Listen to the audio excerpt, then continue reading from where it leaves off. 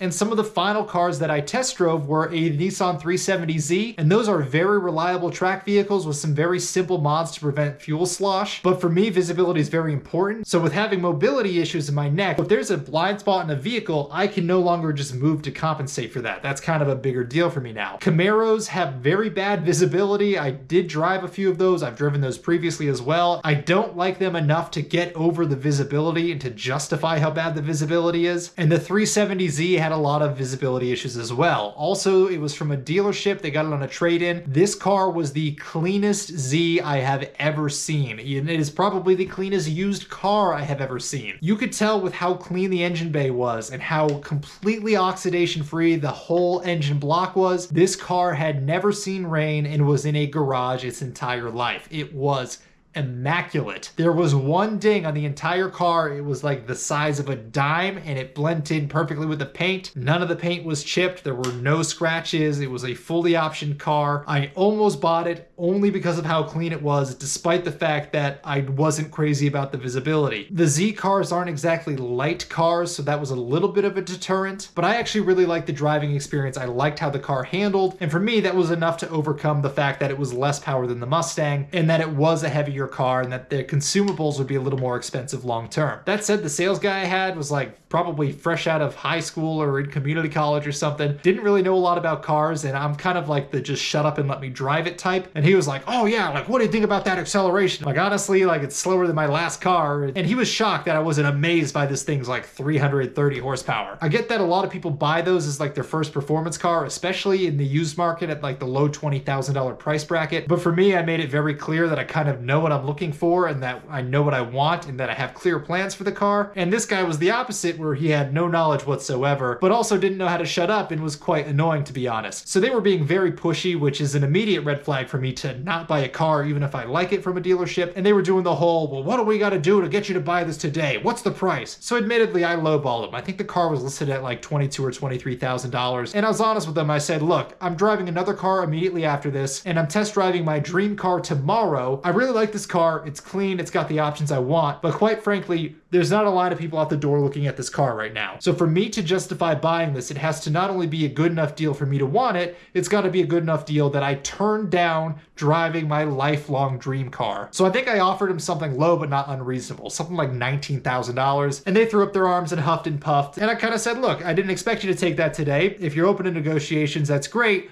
I'm gonna go drive this other car now. And that other car was a Porsche Cayman S. So I really like the 911s and the Carreras. A lot of the Porsches I looked at are obviously very expensive, but on paper, the acceleration numbers and the horsepower numbers and the performance figures just don't quite justify the price tag for me. I am obviously kind of a bargain hunter, and I look at it in terms of like performance per dollar, which is why I like the Mustang so much. It's just so much performance for a very cheap price. That's also why I really like the Viper and why I also really like the C6 and even the C5 Z06s, is you just get this incredible performance for a really low price point. And I get that the Porsche is all about the driving experience and stuff, but this is the first time I ever drove one. So I was like, this driving experience better be absolutely phenomenal for me to justify spending this much money on a car. Because even the Cayman S's at that time were $25,000 to $30,000. And that was for an example with almost 80 to 100,000 miles. So it's not exactly a low mileage car. Porsche parts are not exactly cheap. So there was a very real concern that this car was going to be expensive up front and then also be expensive down the road. So I had to really enjoy it. Now the Cayman S, as I learned, does not have a limited slip differential. So Porsche is very good at tuning their cars. On the track, it's probably not an issue. But when I was test driving it, it was an issue on 3 or 4 different distinct occasions. Now the area I test drove the car was very hilly. So the acceleration was decent. The handling was pretty good. It was very responsive. The shifter feel was good. I think it might have had an aftermarket clutch because the clutch was like ungodly heavy. And I thought Porsches were like a very refined car, so I don't think of like the world's heaviest clutch as like a refined car thing. That said, I haven't driven another Porsche to compare it to that is a manual transmission. So the heavy clutch on its own wasn't necessarily going to rule out the car. And there was a couple stop signs I took off from that were sharp uphill corners that you like immediately had to cut the wheel hard and kind of let out the clutch pretty quick to not slide back. And also the heavy clutch kind of compounded the issue. And on those 2 times, it just did the one wheel peel even at really light throttle. And I'm talking like 1500 RPM. I'm not clutch dumping dumping it, this is like really reasonable takeoff speeds, it still did the one wheel peel. But even taking off at normal speeds on like relatively flat surfaces, it did it once on a painted line and then once on a somewhat dirty road. And it wasn't even like a super dirty road. Like you could just see like a little bit of sand and stuff. And I know I'm being picky by kind of demanding a limited slip differential, but to buy one and get it installed in that car aftermarket, it's like $2,000 to $3,000 in parts plus labor. So you're looking at $3,000 to $5,000 depending on the shop and depending on the parts you get, just to get a limited slip in that car. Now the one I also drove sounded like it was straight piped. It definitely had an exhaust system, but the one on it was like a little raspy. And if you've ever done any actual track driving, a lot of the tracks up here in the Northeast at least have sound decibel limits, so it can't be too loud, and that one was definitely going to be questionable. So I could swap it back to the stock exhaust, but the limited slip being kind of an issue and the really heavy clutch, I was a little bit deterred. And like I said, the performance figures, they're kind of good, but they're not good enough at that price point that I could justify that car over some of the other cars I drove. Which, drumroll please,